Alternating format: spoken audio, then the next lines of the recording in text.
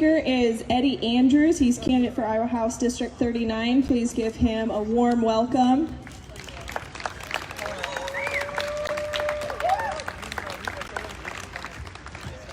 Thank you, Bree. First of all, is Bree not awesome? Thank you to everybody who is here. Thank you to Informed Choice Iowa. To every one of the staff members, I know a few of them, and you can't do an event like this without a great staff, so we're grateful for them. And hello, Iowa, to everybody who's out here. All the flag-waving, freedom-loving Americans from sea to shining sea. You know, it's amazing. No matter what we are, what color we are, what ethnicity we are, no matter what language we were born speaking, we all bleed the same red blood. We're red-blooded Americans. And when we start talking about Iowa specifically, doesn't matter if you're from Council Bluffs on the west to Davenport, from Lamoni to Spirit Lake, from Sioux City all the way down to Keokuk, we are Iowans. We share a common purpose and a common goal. You know, this is a familiar setting for me because I was born not too far from here. I graduated from East High School, which is like, 3 blocks from here. I was student government president a million years ago. And I have not won an election. As a matter of fact, I've won that election. And the next election I ran was this one. And I'm proud to say that I am now the official Republican candidate for Johnston, Grimes, Urbandale 4, and Jefferson Township. And with your help, we're going to take this message all the way to November and put a strong, active, God-fearing conservative back in that seat. Yes. Well, let me just say, I've been thinking a lot about this word freedom. When I saw Bree said, Eddie, we're going to have a freedom rally, I began to think even more, what does the word freedom mean? Now, for many of you who are old enough, this is a little before my time, but I've read, back in 1964, the Supreme Court famously had this case. I won't say the word because there were kids here, but there was this word that they couldn't define. And one of the chief justices says, well, we can't define it, but we know it when we see it. And it's that kind of thing that has about the word freedom. I mean, just think about it. Freedom has the, if you don't mind me saying, patriotic ring to it. It makes you feel good. Just think about it, freedom. It almost gives you goosebumps when you start thinking about what that really means and why President Reagan says, look, be careful, be cautious, be courageous, and teach your children because we are only one generation away from freedom, from losing our freedom. So if we don't teach our children what freedom is, we can lose that in an instant. So teach your children what freedom means. It's amazing. I've been here all day, or for the most of all day, and I took a break for about a half an hour ago, just long enough for them to call my name. And I've been listening to people. As a matter of fact, I've actually asked a number of people what freedom means. Here are some of the results. Freedom means you have the right to set your own life.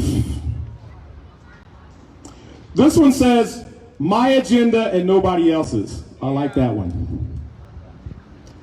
This one says, the right to work as I see fit, the right to protect my family, the right to speak my mind.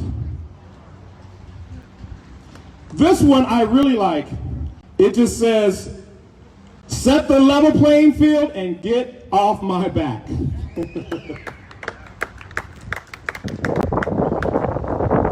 In each scenario, you'll find that this is what America is all about, personal responsibility. As I alluded to earlier, I was born right down the street, child number 7. We were not a particularly, somebody likes that, child number 7, hey! All the child number 7s, hey! We were not poor. Trust me, we were not poor. My parents made sure that we were not poor. We just didn't have any money. That's right. We understood the hard work that was necessary. And one of the reasons why I joined the conservative movement, and yes, I was a Democrat back in the day. God bless me, and apologies. I'm just like Ronald Reagan, who says, part of the blame was me because at one time I did vote Democrat. But it works. I mean, Mike Pence was a Democrat. Condoleezza Rice was a former Democrat. So it can happen. But one of the reasons I joined the conservative movement is because everything that I was taught as a child growing up, the importance of hard work, the importance of getting an education, the importance of going to get what you need to get, the importance of entrepreneurship, the importance of being a God-fearing man, the importance of community involvement and helping out your fellow men, giving them a hand up and not a handout. All of those principles I discovered were Republican and conservative and freedom values. And those are the same ones that I teach to my children. I've got a couple of things I'd like to say.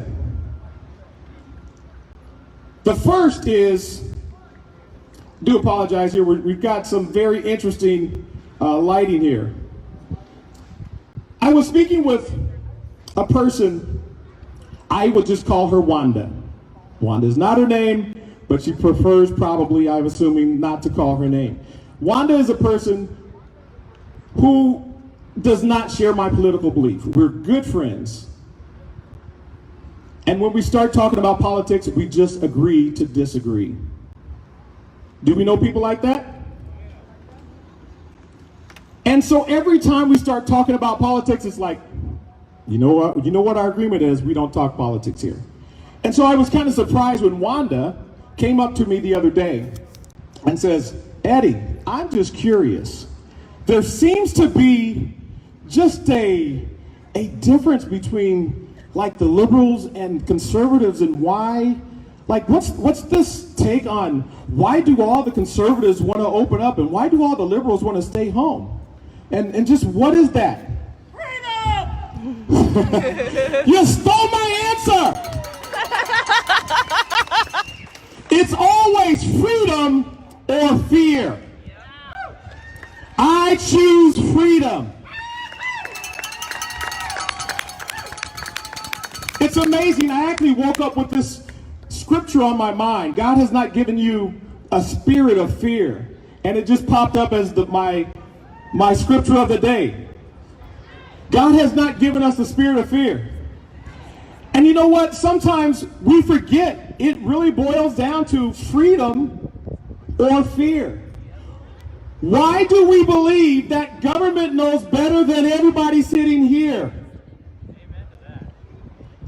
God has given you a mind to figure this out for yourself. And when we have government officials who think that they know better than you, then we have problems. And everybody in here, oh my goodness, if you can't figure out how to avoid sickness by now, and you're over the age of 21, then God help us all. The next thing I'd like to say, I'd just like to, if you could just permit me just a few comments on freedom. I love some of these quotes. I just got a couple here. The most courageous act is still, today, is to think for yourself aloud. I love that one. How about this one? I love this one. This is from Benjamin Franklin. It could have been written at 10 a.m. today. He says, they who can give up essential liberty to obtain a little temporary safety deserve neither liberty nor safety. How about this one? Most people do not really want freedom, or at least many liberals, because freedom involves responsibility, and most people are frightened of responsibility. That was Sigmund Freud. Better to die on one's feet than to live on one's knees. I love these people who have the concept of liberty and freedom and all of the other synonyms. Last one. This is the quote I referenced earlier, and I've heard one of the representatives earlier in the day refer to this. I'm just going to read the quote by Ronald Reagan. It says, "Freedom is never more than one generation away from extinction. We didn't pass it on to our children in the bloodstream.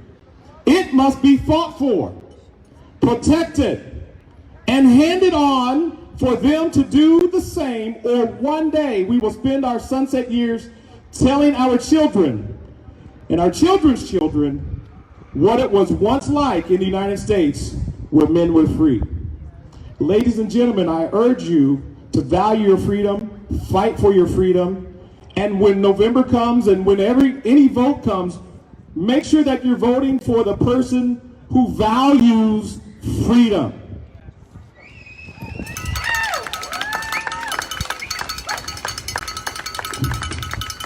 I'm going to kind of go off script, and this is probably not the most popular topic, but I often ask people to talk to people who don't think like yourself. And I've practiced that all my life. I'm a bilingual minister. Our senior pastor here is somewhere. I've seen them. I've seen their text. They said they're here. I haven't seen them. Oh, there they are right there. And they know I'm a bilingual minister. I talk to everybody. People who disagree with me, people who don't disagree with me. Many different languages, many different cultures, many different ethnicities. And one thing that you'll find, if you talk to people, you can tend to find more things in common and start there. We obviously have a lot of protests going on right now. And I've been part of the team who literally every night, seemingly sometimes to 1 in the morning, 2 in the morning, 3 in the morning, 4 in the morning, are working and listening to these young people. And it was amazing. Last night we were here on the other side of the steps until 1 o'clock. And the stories are true that by far most of these protests are by people who just want to be heard. And they know just as well as we know. It's really interesting because we already knew this, but it's interesting hearing them voice the same things. That you idiots and you people who are causing violence are destroying things for everyone else.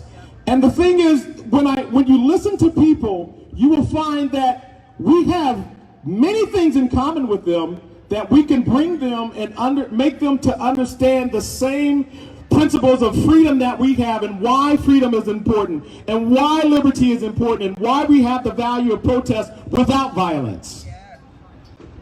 And as we went and spoke with them yesterday, we decided, well, let's have a conversation. And so I was able to introduce them to legislators and to talk about what specifically you want to do, because ultimately we all have to live together.